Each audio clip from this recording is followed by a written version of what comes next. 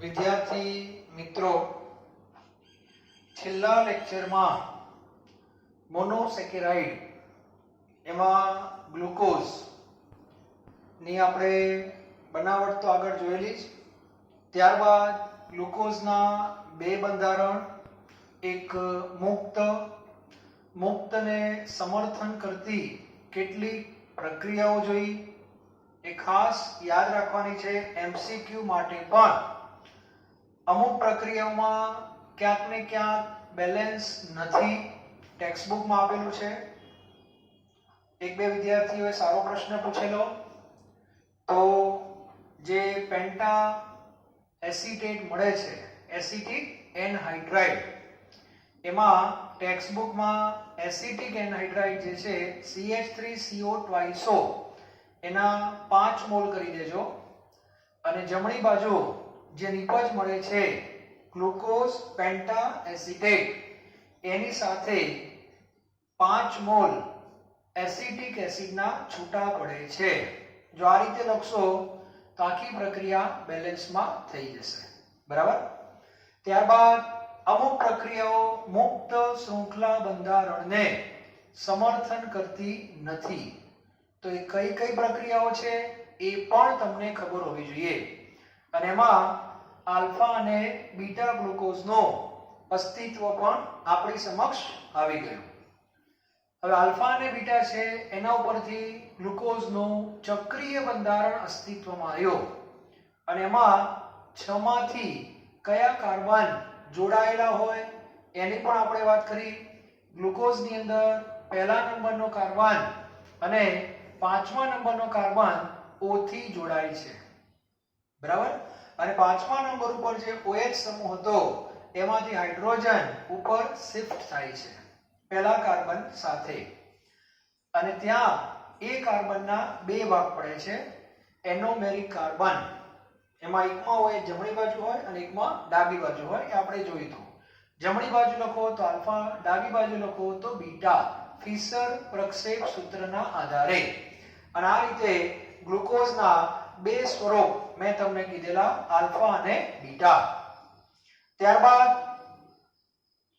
હોવાર્થ નામના વૈજ્ઞાનિકે આખું ચક્ર બતાવ્યું અને ગ્લુકોઝને પાયરેન સાથે જોડી દીધો. અને પાયરેનનું સ્વરૂપ ગ્લુકોઝને આપવામાં આવ્યું. એને હોવાર્થ પ્રક્ષેપ સૂત્ર એવું પણ કહી શકાય છે. અને એ કંઈક આવું હતું. તો આ બંધારણ અત્યારે ગ્લુકોઝનું છે. પણ ગ્લુકોઝના બે ભાગ આલ્ફા અને બીટા. તો હોવાર્થ પ્રમાણે આ કાર્બન જે છે પહેલા નંબરનો સ્ટાર વાળો એ એનોમેરિક કાર્બન હતો. એમાં OH જો નીચે હોય તો આ ગ્લુકોઝને શું કહેવાનું? Alpha glucose. અને આ OH જો ઉપર હોય તો એને શું કહેવાનું?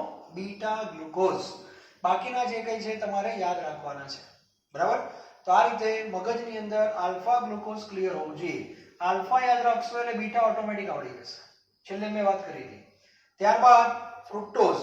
ફ્રુક્ટોઝ છે એને ફ્યુરાન પ્રમાણે બતાવેલું છે. અને એમાં બીજા નંબરનો કાર્બન અને 5મા નંબરનો જે કાર્બન છે એમની વચ્ચે ઓક્સિજન આવી જાય છે. બરાબર. અહીંયા ઓક્સિજન. અને એને આ પ્રમાણે સેટ કરવાનું છે. આને આલ્ફા ફ્રુક્ટોઝ કહેવાય. બીટા માટે શું કરવાનું? તો OH ક્યાં લખવાનો? ક્લિયર. અને ત્રીજું બંધારણ મેં તમને કીધું હતું ગેલેક્ટોઝ. ગેલેક્ટોઝ જે છે એમાં કશું નથી કરવાનું. આ ચોથા નંબરનો જે કાર્બન છે એના બે વેલેન્સીને ખાલી ઉપર નીચે કરી દો એટલે એ બંધારણ ગેલેક્ટોઝનું થઈ જશે. બરાબર. તો આ રીતે ગ્લુકોઝ, ફ્રુક્ટોઝ અને ગેલેક્ટોઝ આ 3 મોનોસેકેરાઇડ દરેકને ખબર હોવા જોઈએ. જેને તમે મોનોમર કહો કે મોનોસેકેરાઇડ કહો. અને એટલા માટે ખબર હોવા જોઈએ કે આગળ જતા બધાને આપણે જોડવાના છીએ. તો કોને જોડવાના છે પહેલા ખબર હોવી જોઈએ. અને છેલ્લે આપણે શું બનાવવાની છે? ટ્રેન બનાવવાની છે. અને એ ટ્રેનને કહીશું પોલીસેકેરાઇડ. ક્લિયર. તો એ પછી જોઈશું. આજે આપણો જે ટોપિક છે એ ડાયસેકેરાઇડ છે. તો આ ડાયસેકેરાઇડ જે છે, ડાયસેકેરાઇડ એ વાસ્તવમાં ઓલિગોસેકેરાઇડ છે. બરાબર. ઓલિગોસેકેરાઇડના પેટા પ્રકાર છે ડાય, ટ્રાય, ટેટ્રા, પેન્ટા વગેરે વગેરે વગેરે. બરાબર. અને ડાયસેકેરાઇડ ની અંદર આપણે 3 ડાયસેકેરાઇડ ની વાત કરવાની છે. એક સુક્રોઝ, ત્યારબાદ માલ્ટોઝ અને છેલ્લે લેક્ટોઝ. અને આ જે ડાયસેકેરાઇડ છે એનું જળ વિભાજન જો થાય, જળ વિભાજન બે રીતે થાય. એક એસિડની હાજરીમાં, મંદ એસિડ લેવાનો, અથવા ઉત્સેચકની હાજરીમાં. અને જળ વિભાજનના અંતે તમને ખ્યાલ છે ડાયસેકેરાઇડ છે એટલે મોનોસેકેરાઇડના કેટલા એકમો મળે? 2 એકમો મળે. અને પ્રયોગો એવું દર્શાવે છે કે આ 2 એકમો સરખા પણ હોઈ શકે, અલગ અલગ પણ હોઈ શકે. બરાબર? સરખા શેમાં હશે? તો માલ્ટોઝમાં હશે. અને અલગ અલગ શેમાં હશે? તો સ્ટાર્ચ અને લેક્ટોઝમાં હશે. બરાબર? તો આજે આપણે ત્રણેય ડાયસેકેરાઇડની 1 બાય 1 ચર્ચા કરશું. એને બનાવવાનો છે એ વાસ્તવમાં કયા 2 મોનોસેકેરાઇડનું મિશ્રણ છે આપણે જોઈશું. ટૂંકમાં ઊંધી પ્રક્રિયા છે. સુક્રોઝનું જળ વિભાજન થાય એટલે સુક્રોઝમાં ડાયસેકેરાઇડનું જળ વિભાજન થાય એટલે ડાયસેકેરાઇડમાં પાણી નાખવાનું. સમજો? બરાબર? આવું સમજો. ડાયસેકેરાઇડ કોઈ પણ હોય, ડાયસેકેરાઇડ, બરાબર છે, એની અંદર તમે પાણી નાખો. બરાબર? તો એની અંદરથી તમને મોનોસેકેરાઇડના કેટલા એકમ મળશે? 2. મોનો વત્તા મોનો. આ 2 સરખા બી હોઈ શકે, અલગ અલગ પણ હોઈ શકે. આ ઘટનાને આપણે નામ શું આપીએ છીએ? જળ વિભાજન. બરાબર છે? હવે ઊંધી પ્રક્રિયા. તમે આ 2 મોનોસેકેરાઇડને જો ભેગા કરો તો શું થાય? તો આ 2 ને ભેગા કરો તો ડાયસેકેરાઇડ મળે કે ના મળે? મળે જ. અને એ ઘટનામાં પાણી શું થાય? દૂર થાય. ખ્યાલ આવી ગયો? તો આપણે આ વિભાગમાં ડાયસેકેરાઇડ બનાવવાના છીએ. સમજાય છે? એટલે 2 મોનોસેકેરાઇડને શું કરવાના છે? જોડવાના છે. અને જોડો એટલે જે તે ડાયસેકેરાઇડ મળશે અને પાણીનો અણુ દૂર થશે. તો સૌથી પહેલો ડાયસેકેરાઇડ આપણે જે ભણવાનો છે એનું નામ છે સુક્રોઝ. એનું નામ શું છે? સુક્રોઝ. ધ્યાન આપજો. હવે સુક્રોઝ માટે કયા 2 મોનોસેકેરાઇડને આપણે ભેગા કરશું? બરાબર? તો સુક્રોઝ માટે યાદ રાખજો, એક મોનોસેકેરાઇડ આપણે કયો લઈશું? ગ્લુકોઝ. એ તો નક્કી છે. અને બીજો કયો લેવો પડે? ફ્રુક્ટોઝ. આ તો બધાને ખ્યાલ જ છે. એનું કારણ સુક્રોઝમાંથી આ 2 જ મળે છે, ગ્લુકોઝ અને ફ્રુક્ટોઝ. હવે વાત આવશે, ગ્લુકોઝ પાછા 2 છે, આલ્ફા અને બીટા. ફ્રુક્ટોઝ પણ 2 છે, આલ્ફા અને બીટા. તો સામાન્ય રીતે જે આપણને મળે છે કયા પ્રકારનો હોય છે? આલ્ફા. પહેલું તો બધું ખરું જ, ડી અને પ્લસ આ બધું તો ખરું જ. બરાબર? અત્યારે હું તમને એક વિષયમાં લઈ નથી જતો. બરાબર? આલ્ફા ગ્લુકોઝ અને સામે ફ્રુક્ટોઝ કયો લેવાનો? બીટા લેવાનો. ટૂંકમાં આ 2 ને તમારે ભેગા કરવાના, બસ. અને આ 2 ને ભેગા કરશો એટલે એમાં પાણીનો અણુ દૂર થશે. ક્યાંથી દૂર થશે આપણે હમણાં જોઈએ છીએ. બરાબર? અને 2 ની વચ્ચે એક સાંકળ બનશે. એ સાંકળને શું કહેવાય એની પણ આપણે ચર્ચા કરશું. બરાબર? તો સૌથી પહેલા મારે કયો ગ્લુકોઝ દોરવાનો? Alpha glucose. તો આપણી પાસે ગ્લુકોઝ તૈયાર જ છે, પણ એને હું આલ્ફાના સ્વરૂપમાં બતાવીશ. એટલે આલ્ફા છે આમ તો. ધ્યાન આપજો. તો પરીક્ષામાં સૌથી પહેલા આલ્ફા ગ્લુકોઝ દોરવાનો છે. આ પહેલો કાર્બન અને આ પાંચમો. આલ્ફા હોય એટલે OH ક્યાં હોય? નીચે. અહીંયા સ્ટાર, અહીંયા આવશે તમારે H. સેકન્ડમાં OH નીચે, H ઉપર. થર્ડમાં શું હતું? OH ઉપર, H નીચે. ફોર્થમાં OH નીચે, H ઉપર, H6CH2OH. તો આ જે થયો એ આલ્ફા ગ્લુકોઝ છે. બરાબર? હવે ધ્યાન આપજો. પ્લસ હવે આપણે જોડશું કોને? બીટા ફ્રુક્ટોઝ ને. તો બીટા ફ્રુક્ટોઝ અત્યારે આ બંધારણ મેં દોરેલું છે એ આલ્ફા ફ્રુક્ટોઝ નું છે, કારણ કે OH નીચે છે. બરાબર? હવે મારે દોરવાનો છે બીટા ફ્રુક્ટોઝ. હવે ધ્યાન આપજો. પ્રયોગો એવું કહે છે કે આલ્ફા સુક્રોઝ ગ્લુકોઝ જે છે એનો કયા નંબરનો કાર્બન? C1. ધ્યાન આપજો. C1 એટલે એનોમેરિક કાર્બન થયો. અને આ ફ્રુક્ટોઝ છે એનો C2. આ 2 જોડાય છે. કયા બનથી? ઓક્સાઇડ બનથી. અને આ જે સાંકળ બનવાની છે એ સાંકળને ગ્લાયકોસિડિક સાંકળ એવું કહે છે. શું કહે છે? ગ્લાયકોસિડિક સાંકળ. તો આ એક વસ્તુ તમારે યાદ રાખવાની છે, ગ્લાયકોસિડિક સાંકળ. બરાબર. હવે પ્રશ્ન આવશે, ચલો C1 તો સરસ અહીંયા બાજુમાં જ છે. બરાબર. પણ હવે ફ્રુક્ટોઝ તમે જુઓ તો એનો 2 અહીંયા છે, એટલે અહીંયા. તો આ બેનું જોડાણ કરવું મુશ્કેલ છે કે નહીં? તો આપણે આ ફ્રુક્ટોઝને થોડો અલગ રીતે બતાવીશું. એટલે આમ જે છે એની જગ્યાએ આમ કરી દઈશું, એટલે સહેલું પડે. બરાબર. તો આખો બીટા ફ્રુક્ટોઝ નો આમ લઈ જાઉં છું, એટલે અહીંયા આવશે સેકન્ડ. એટલે કે ધ્યાનથી જોજો. હવે મારે આલ્ફા નથી લેવાનો, કયો લેવાનો છે? બીટા. હવે મને જવાબ આપો, બીટા ફ્રુક્ટોઝમાં શું હોય? તો આ OH અને H ની પોઝિશન બદલાઈ જશે. બરાબર. તો સૌથી પહેલા બીટા ફ્રુક્ટોઝ હશે તો OH ક્યાં આવી જશે? ઉપર આવે. બરાબર. અને આ એક નંબર નીચે આવશે, કયો? CH2OH. બરાબર.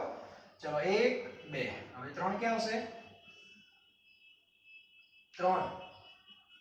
આ 3 થશે. આમ જોવાનું છે ને આપણે, 1 2, અહીંયા 3 આવશે, અહીંયા 4, અહીંયા 5. બરાબર. તો હવે ત્રીજો નંબર જે છે આપણો આ રહ્યો, બીટા છે. યાદ રાખજો, બીટા.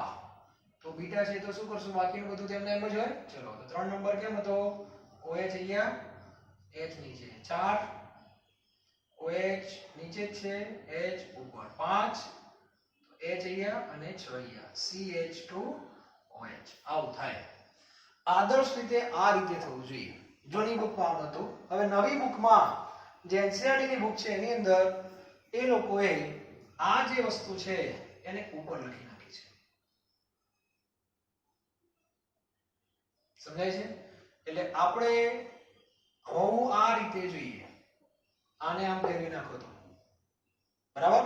પણ NCERT ની જે નવી બુક છે એની અંદર આ લોકોએ આ 1 ને ઉપર લખ્યો છે, OH ને નીચે લખી નાખ્યો છે.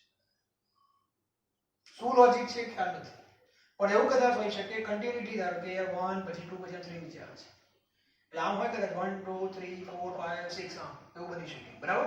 તો અત્યારે હું ટેક્સ્ટ બુક પ્રમાણે લખું છું, ધ્યાનથી જોજો. ટેક્સ્ટ બુક પ્રમાણે હવે હું લખું છું, અહીંયા OH, અહીંયા 1, અહીંયા CH2OH. આ રીતે. બરાબર. ઓકે. હવે દેખો પાણી ક્યાંથી દૂર થાય? તો આ OH માંથી એક H ગયો, અહીંથી OH માંથી OH અને અહીંથી H, એટલે અહીંથી આ નીકળી ગયા બંને. ચાલો વચ્ચે કોણ આવી ગયું? ઓક્સિજન. તો આ ઓક્સિજન અહીંયા બની જશે. તો આ કાર્બન કયો છે? C1. આ કયો? C2. વચ્ચે કોણ આવી ગયું? Oxygen, C1O2. ક્લિયર? આને કહેવાય છે ગ્લાયકોસિડિક સાંકળ અથવા લિંકેજ. બરાબર. તો આ થઈ ગયો આપણો સુક્રોઝ. ખ્યાલ ગયો? તો આ રીતે સુક્રોઝનું બંધારણ છે. હવે સુક્રોઝ વિશે થોડી ઘણી માહિતી.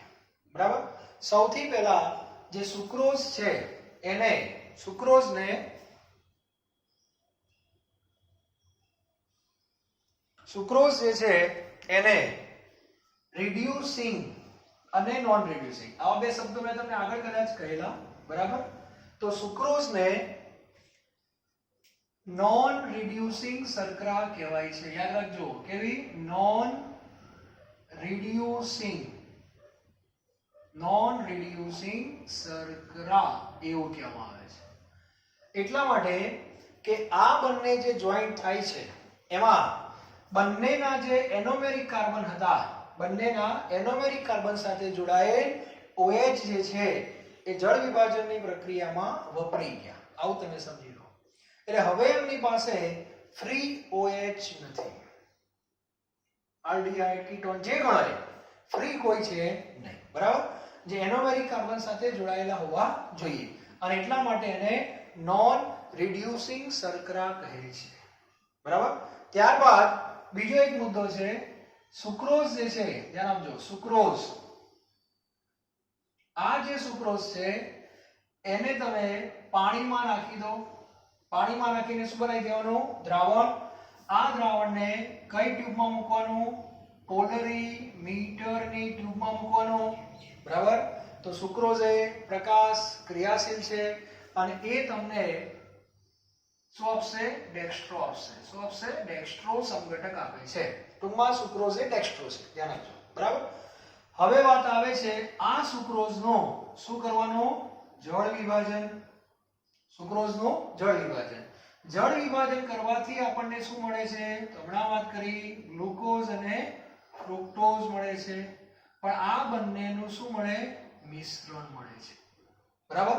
અને આ મિશ્રણ જે છે એનું જો પોલરીમીટરમાં દ્રાવણ બનાવી અને ચેક કરવામાં આવે તો આ જે આખું મિશ્રણ છે, બરાબર, એ કઈ કેટેગરીમાં આવે છે, લીવો. એનો સીધો અર્થ એવો થાય છે કે જળ વિભાજન પહેલા સુક્રોઝ ડેક્સ્ટ્રો આપે છે, બરાબર, અને જળ વિભાજન થઈ ગયા પછી જે નિપજ છે એ લીવો આપે છે. આવું કેમ થયું, એનું કારણ છે આ ગ્લુકોઝ એ ડેક્સ્ટ્રો છે, આ ગ્લુકોઝ ડેક્સ્ટ્રો છે, પણ આ ફ્રુક્ટોઝ છે એ લીવો છે. અને ડેક્સ્ટ્રો જે છે એની કિંમત મને એક્ઝેક્ટલી યાદ નથી, પણ 52.5 છે પ્લસમાં, અને આની કિંમત કંઈક -92 પોઈન્ટ સમથિંગ છે. એનો અર્થ કે આ પ્લસ કરતા માઈનસ મોટા થયા, બરાબર છે. પ્લસ કરતા માઈનસ મોટા થયા તો પરિણામી જવાબ શેમાં આવે, માઈનસમાં જ આવે. અને એટલા માટે જે મિશ્રણ છે એનું પરિભ્રમણ વામ ભ્રમણીય છે. વામ ભ્રમણીય એટલે લીવો, બરાબર, યાદ રાખજો. અને પેલું દક્ષિણ ભ્રમણીય, એને કહેવાય ડેક્સ્ટ્રો. એટલે પ્રક્રિયક ડેક્સ્ટ્રો, પ્રક્રિયક કોણ, સુક્રોઝ એ ડેક્સ્ટ્રો. પછી એનું જળ વિભાજન થયું, તેમાંથી જે નિપજ મળી મિશ્રણ સ્વરૂપમાં એ લીવો. એનો અર્થ કે કોણાવર્તન બદલાઈ ગયું. તો એ જે નિપજ છે ને ઇન્વર્ટ સુગર એવું કહે છે, અથવા ઇન્વર્ટ શર્કરા એવું નામ છે. ખ્યાલ આવી ગયો. તો આ એક મુદ્દો પણ તમારા મગજમાં હોવો જોઈએ. તો સુક્રોઝ વિશે આપણે આવી માહિતી આપી શકીએ છીએ. જૂની બુકમાં મ્યુટા રોટેશનનો કોન્સેપ્ટ છે કે સુક્રોઝની અંદર મ્યુટા રોટેશન થતું નથી. મ્યુટા રોટેશનનો અર્થ એવો થાય છે આલ્ફા સંઘટકમાંથી બીટા સંઘટકમાં રૂપાંતર થવું. પણ સુક્રોઝમાં આલ્ફા બીટા જેવું કંઈ હોતું નથી, કારણ કે આ સુક્રોઝ આ જ છે. સુક્રોઝના બંને સુક્રોઝમાં મોનોસેકેરાઇડના બંને એનોમેરિક કાર્બન વપરાઈ ગયા એટલે હવે આ સ્ટાર નહીં લખવાનો, પૂરો. ખ્યાલ આવી ગયો. તો આ રીતે સુક્રોઝ બને છે. બહુ અગત્યનો પ્રશ્ન છે સુક્રોઝ, બરાબર. મિશ્રણ ખાલી યાદ રાખજો, આલ્ફા ગ્લુકોઝ લેવાનો અને આ બાજુથી બીટા ફ્રુક્ટોઝ લેવાનો. ખ્યાલ આવી ગયો. હવે વાત કરીએ બીજા એક મોનોસેકેરાઇડ ડાયસેકેરાઇડની, જેનું નામ છે માલ્ટોઝ. બરાબર, શું નામ છે એનું, માલ્ટોઝ. તો માલ્ટોઝ જો તમારે બનાવવો હોય તો પહેલા ચેક કરો કે માલ્ટોઝના જળ વિભાજનથી શું મળે છે. તો માલ્ટોઝ જે છે એનું જો તમે જળ વિભાજન કરો માલ્ટોઝ, બરાબર, તેમાંથી તમને મિશ્રણ જે મળે છે એ ગ્લુકોઝ પ્લસ ગ્લુકોઝ મળે છે. એનો અર્થ એવો થયો કે હવે તમારે માલ્ટોઝ બનાવવું હોય તો કયા બેને ભેગા કરવાના, ગ્લુકોઝ પ્લસ ગ્લુકોઝ ને.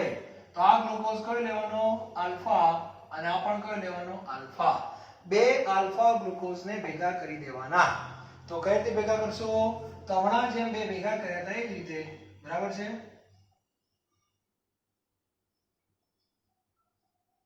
આલ્ફા, આ ફર્સ્ટ, આ સેકન્ડ, થર્ડ, ફોર્થ અને 5. આ કયો ગ્લુકોઝ છે, આલ્ફા. આલ્ફા એટલે OH નીચે, H ઉપર, બીજામાં પણ OH, H, ત્રીજામાં OH ઉપર, H નીચે, OH નીચે, H ઉપર, H, અને છઠ્ઠામાં CH2OH. આલ્ફા ગ્લુકોઝ થઈ ગયો. ચાલો, આ કાર્બનને કયો કાર્બન કહેવાય, એનોમેરિક કાર્બન. હવે આની સાથે બીજો આલ્ફા લેવાનો છે. ઘણા કે એને પણ પેલાની જેમ આમ કરવાનો છે, ના, એ એમના એમ જ દોરવાનો. આ જે આલ્ફા દોર્યો એ જ રીતે. ખ્યાલ આવી ગયો. ચાલો, આ 1 star, OH, H, OH, H, OH, H, OH, H, H, અને 6 CH2OH. આ પણ કયો, આલ્ફા.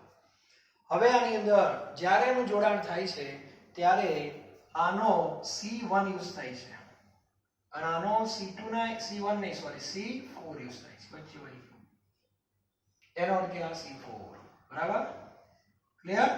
અહીંથી OH અને H જતો રહે એટલે અહીંથી તમારા લિંકેજ આવી ગયેલો બરોબર આને કહેવાય ગ્લાયકોસિડિક લિંકેજ બરાબર અને આ જોડાણ થયા પછી આ જે એનોમેરિક છે એ એમનો એમ જ રહે છે એનો સીધો અર્થ એવો થાય છે કે માલ્ટોઝ જે છે એને કઈ શર્કરા કહેવાય છે રિડ્યુસિંગ શર્કરા કહેવામાં આવે છે કઈ શર્કરા રિડ્યુસિંગ બરાબર તો આ જે માલ્ટોઝ બન્યો એમાં એનોમેરિક કાર્બન એક બાકી રહ્યો અને એમાં તમે જુઓ તો OH ક્યાં છે નીચે છે એનો સીધો અર્થ એવો થાય કે આ માલ્ટોઝ કયો હશે આલ્ફા માલ્ટોઝ જૂની બુક પ્રમાણે જો વિચારીએ તો જૂની બુકમાં આવું હતું કે જો તમે આલ્ફા ગ્લુકોઝની સાથે આલ્ફા ગ્લુકોઝ મિક્સ કરો કારણ કે આલ્ફા વત્તા આલ્ફા 2 આલ્ફા તો આલ્ફા ગ્લુકોઝ વત્તા આલ્ફા ગ્લુકોઝ હશે તો આગળનો તો આલ્ફા છે જ ચાલો એને તો યુઝ થઈ ગયો પાછળનો જે આલ્ફા છે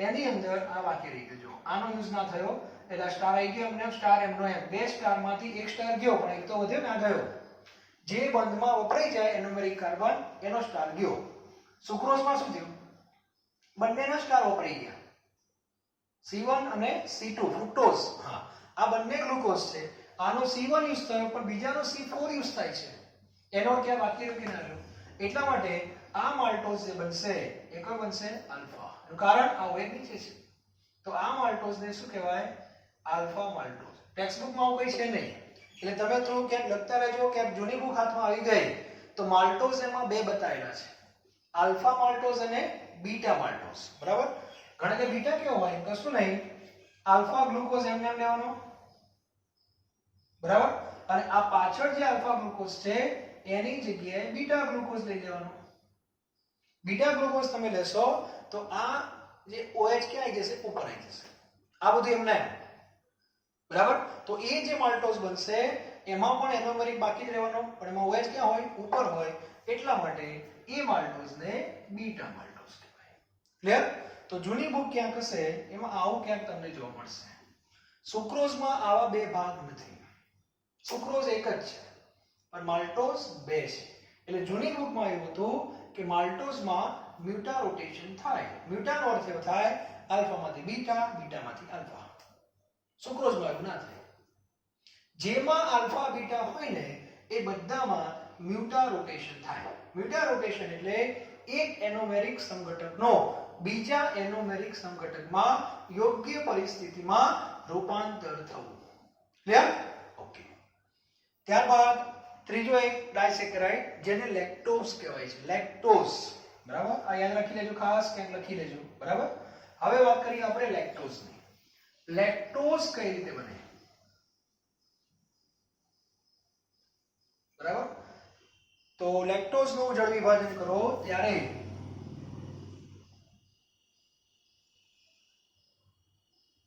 લેક્ટોઝ નું જળ વિભાજન કરશો ત્યારે તમને ગ્લુકોઝ પ્લસ ગેલેક્ટોઝ મળે ગ્લુકોઝ પ્લસ ગેલેક્ટોઝ અને આ લેક્ટોઝ શર્કરા દૂધમાંથી મળે છે એટલે એને મિલ્ક સુગર એવું પણ કહેવાય છે દુગ્ધ શર્કરા એવું નામ પણ ટેક્સ્ટ બુકમાં આપેલું છે ઓકે તો હવે આવા જ્યારે તમારે લેક્ટોઝ બનાવવાનો છે ત્યારે ધ્યાન રાખજો આવું નહીં લખવાનું પહેલા ગેલેક્ટોઝ લખવાનું પછી ગ્લુકોઝ લખવાનું હંમેશા કારણ એનું જોડાણ જે થવાનું છે ગેલેક્ટોઝ થી થવાનું છે તો સૌથી પહેલા આપણે કયો ગેલેક્ટોઝ લેવાનો તો બીટા ગેલેક્ટોઝ ટેક્સ્ટ બુક પ્રમાણે પહેલા લખું છું બીટા ગેલેક્ટોઝ અને ટેક્સ્ટ બુકમાં પાછળ બીટા ગ્લુકોઝ આપેલો છે બીટા ગેલેક્ટોઝ અને બીટા ગ્લુકોઝ બીટા ગેલેક્ટોઝ કેવો હોય વિચારો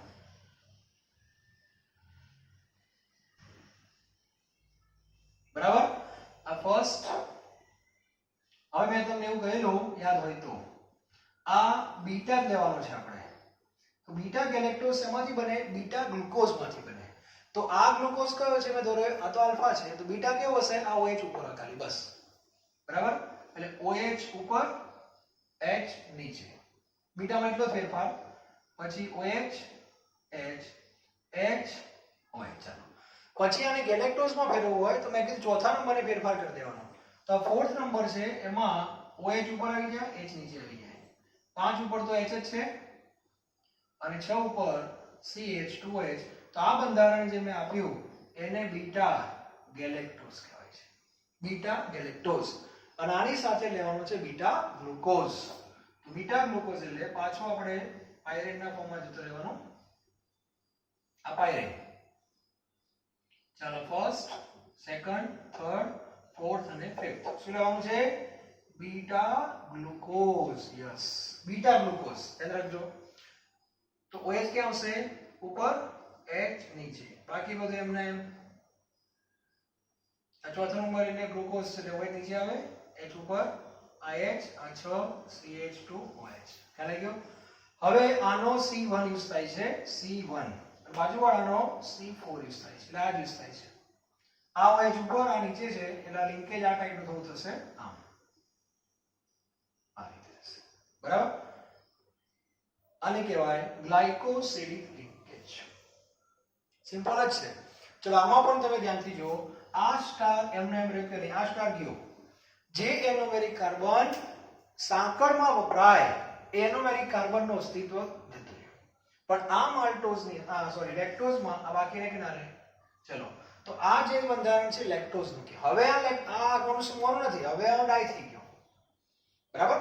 અને આ છે લેક્ટોઝ છે. પાછળનો જો સ્ટાર OH ક્યાં છે? ઉપર. એનો અર્થ આ આખો લેક્ટોઝ કહેવાય. આલ્ફા કહેવાય કે બીટા? આખો લેક્ટોઝ આલ્ફા કહેવાય કે બીટા? OH ઉપર છે, બીટા. એનો અર્થ એવો થાય beta galactose plus beta glucose થી જે લેક્ટોઝ બને એ બીટા બને. કોઈ કે મારે આલ્ફા બનાવવો છે તો આગળ તો બીટા જ રાખવાનો ગેલેક્ટોઝ.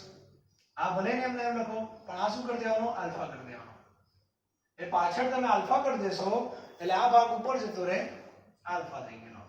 તો આ લેક્ટોઝ કયો કહેવાય? આલ્ફા લેક્ટોઝ કહેવાય. આ રીતે. તો લેક્ટોઝ ની અંદર પણ આલ્ફા બીટા આવશે કારણ એમાં પણ એક એનોમેરિક કાર્બન બાકી રહી જાય છે. ખ્યાલ આવી ગયો? તો આ રીતે લેક્ટોઝ ને પણ રિડ્યુસિંગ શર્કરા કહેવાય. શું કહેવાય? રિડ્યુસિંગ. અને આલ્ફા બીટા આમાં પણ છે એટલે આને પણ તમે મ્યુટા રોટેશનમાં લઈ શકો છો. તો આપણા સિલેબસમાં 3 ડાયસેકેરાઇડ છે: સુક્રોઝ, માલ્ટોઝ, લેક્ટોઝ. સુક્રોઝ છે એમાં આલ્ફા બીટા નથી. સુક્રોઝ એ કોનું જોડાણ છે યાદ હોવું જોઈએ. સુક્રોઝ એ કોનું જોડાણ છે? આલ્ફા ગ્લુકોઝ અને બીટા ફ્રુક્ટોઝ. આલ્ફામાંથી C1 યુઝ થશે એનોમેરિક અને બીટા ફ્રુક્ટોઝમાંથી C2 યુઝ થઈ જશે. એટલે સુક્રોઝ જ્યારે બને છે ત્યારે બંને મોનોસેકેરાઇડના એનોમેરિક કાર્બન પેલાનો પહેલો હોય ગ્લુકોઝનો અને ફ્રુક્ટોઝમાં કયો હતો? બીજો હતો. યાદ કરો. તો બંને યુઝ થઈ ગયા. યુઝ થઈ ગયા એનો અર્થ કે સ્ટાર જતો રહ્યો. બરાબર? અને એ જોડાણ જે થયું C1O2 થી થયું એ સાંકળને ગ્લાયકોસિડિક સાંકળ કહેવાય. શર્કરા કેવી? Non reducing. એનું કારણ બંને એનોમેરિક બંધ બનાવવામાં વપરાઈ ગયા અને એમની પાસે નથી OH. ફ્રી OH નથી. ક્લિયર? તો આ રીતે સમજી શકાય. ત્યાર પછી માલ્ટોઝ બનાવવું હોય તો બે ગ્લુકોઝને ભેગા કરવા. પણ કયા બે ગ્લુકોઝ? તો એકવાર આલ્ફા ગ્લુકોઝ સાથે આલ્ફા લો, એકવાર આલ્ફા સાથે બીટા લઈ લો. સાંકળ કઈ બનાવશો? C1O2 નહીં, C4. એનો અર્થ કે પહેલાનો એનોમેરિક વપરાઈ જશે પણ બીજાનો બાકી રહેશે. એટલે આલ્ફા બીટા બે થઈ ગયા. એટલે આલ્ફા ગ્લુકોઝ વત્તા આલ્ફા ગ્લુકોઝ બરાબર આલ્ફા માલ્ટોઝ. આવું બોલવાનું.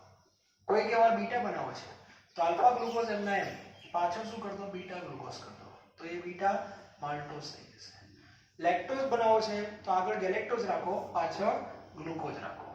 ગેલેક્ટોઝ બીટા ફિક્સ કરી દો. બરાબર? એકવાર બીટા ગેલેક્ટોઝ સાથે બીટા ગ્લુકોઝ લો તો એ બીટા લેક્ટોઝ થઈ જશે.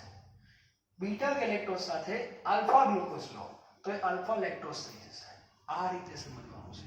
ક્લિયર? તો આ રીતે ડાયસેકેરાઇડ આપણે ભણી ગયા. હવે પછીના લેક્ચરમાં કાર્બોહાઈડ્રેટમાં શું જોઈશું? આપણે પોલીસેકેરાઇડ. અને આપણું લાસ્ટ લેક્ચર હશે પાર્ટ 1 કાર્બોહાઈડ્રેટ. ખ્યાલ આવી ગયો? એકદમ સરળ છે. ખાલી આમ ચકેડા જોઈને બીક લાગે પણ વાસ્તવમાં કઈ છે નહીં.